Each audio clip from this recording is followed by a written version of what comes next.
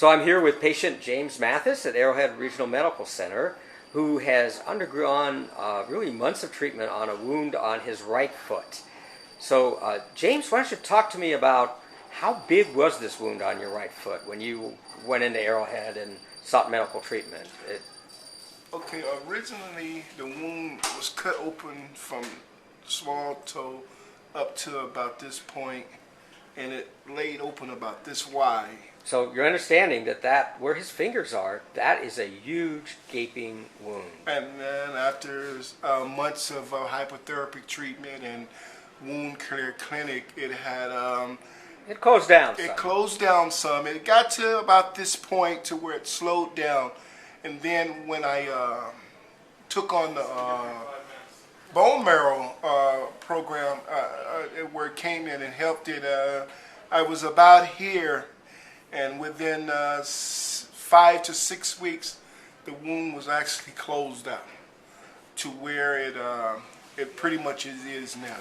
You know, it took a little longer for the little spot, a couple of more weeks for the one spot on the side to initially close all the way up. But within a matter of, say, even just go 8 weeks, the whole thing was closed down from the bone marrow. Yeah, so what happened with James, he came into the hospital and they did weeks of treatment in a hyperbaric chamber where they increased the oxygen level under pressure, and that promotes healing. And it reached a point though in the therapy where it did show improvement, but it just didn't close. So James was left with basically an open wound on the top of his foot. That's an ideal spot for infections to set in, doctors say. And they decided to go with an experimental kind of program to use stem cells from James's body, so there's not a rejection issue, and apply them to the wound. And those stem cells basically colonized, they multiplied, they became normal skin tissue, and enabled this wound to actually heal.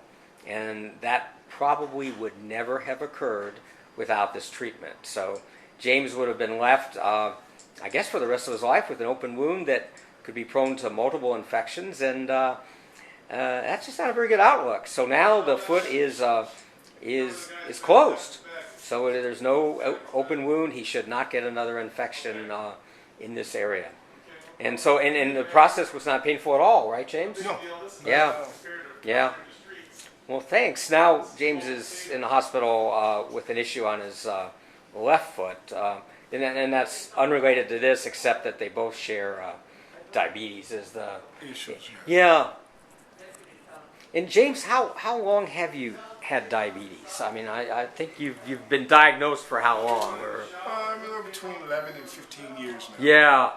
Yeah. So it's just it's an issue you're dealing with, and yeah, it's hereditary, and really, it's just something that I have to take control of my own self now. Yeah, yeah. But you have learned to, whenever you get like a little, I don't know what you call it, a cut or abrasion. Or anything. Yeah, you run to the doctor, right? No more waiting for it to heal.